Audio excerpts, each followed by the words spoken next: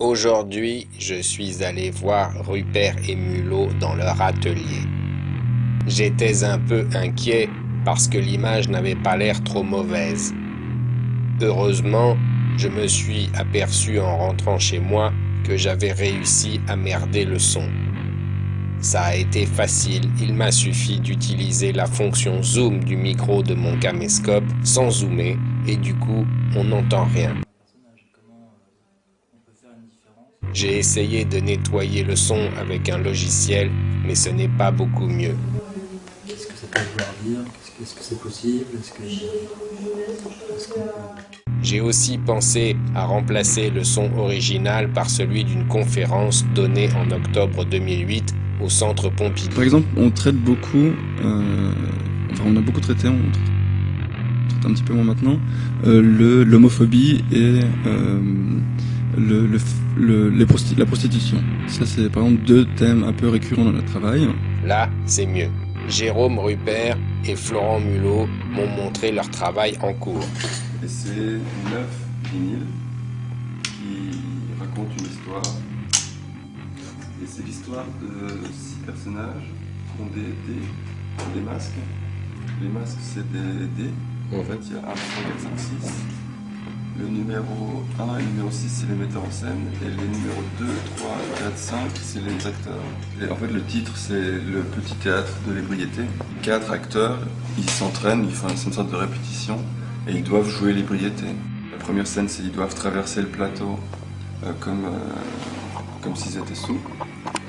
Et en fait, dans les 4 personnages, il y a les numéros 2, 3 et 5 qui sont jaloux du numéro 4. Parce que le 4, à chaque fois, il le réussit mieux, mais c'est parce que le 4, en fait, il a bu avant de venir. Et donc, il y a les deux qui se disputent un petit peu. Et donc, ils sont malades parce que, vu que ça tourne, à bout d'un moment, t'es malade.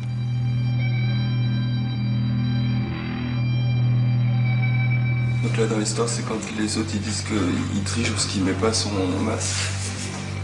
Et donc lui il explique quand il n'arrive pas à mettre son masque, parce que quand il met son masque, il est malade. Ensuite, je leur ai posé les questions d'usage sur leur travail et ils y ont répondu.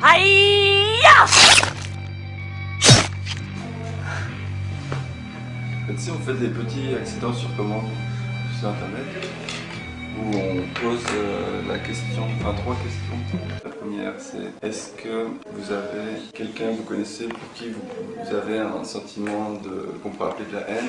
Deuxième question, c'est: est-ce que vous avez déjà pensé à tuer cette personne? Et la troisième question c'est: est-ce que vous avez une photo ou une description très précise de la personne? Et si tu réponds oui aux 3 questions, tu peux nous envoyer un mail sur le site en expliquant la situation, en donnant un petit peu, racontant un peu l'histoire. Et nous, on fait en sorte qu'un accident soit vite arrivé à la personne. Qui aura mis en résonance le vécu de deux personnes qui sont Et suivant le degré de haine qu'on sent dans le mail, on essaye d'ajuster ce niveau de haine dans la façon que la personne a de vivre. Les gens nous disent que ça les aide dans leur vie de tous les jours après. Qu'on leur enlève le poids qui pèse sur leurs épaules.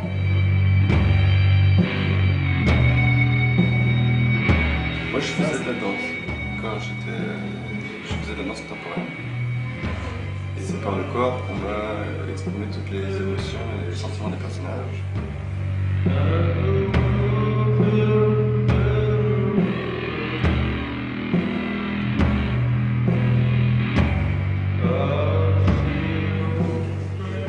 le jeu sur le paradoxe entre un personnage qui joue un rôle, on auditionne pour savoir s'il peut correspondre à notre idée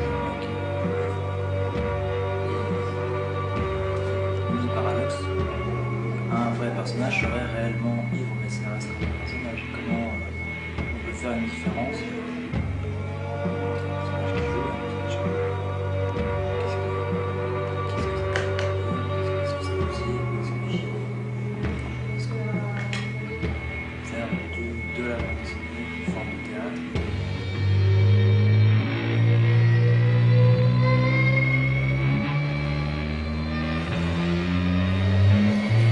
Donc toute la violence contre elle et contre les autres, c'est pour aussi exprimer ce truc à l'intérieur de nous qu'on peut avoir de tendu à des moments dans la vie, dans ce personnage-là. Mais à d'autres moments, cette violence qu'on a utilisée avant dans d'autres livres, elle exprime d'autres choses.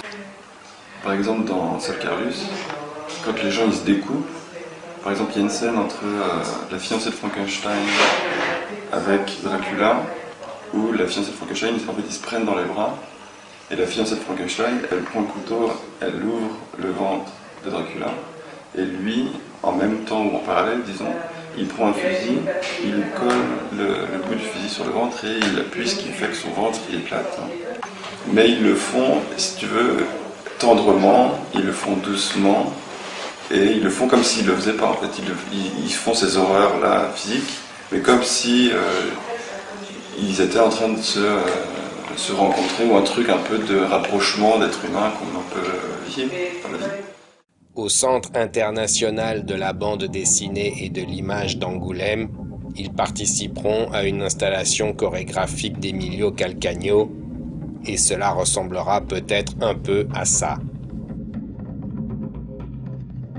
J'ai oublié de signaler qu'à l'atelier où travaillent Rupert et Mulot, il y a aussi l'excellente Aude Picot, dont voici le dernier album paru, ainsi que l'excellent Kilofer, Mais c'est Patrice Kilofer lui-même, dont voici le dernier album paru.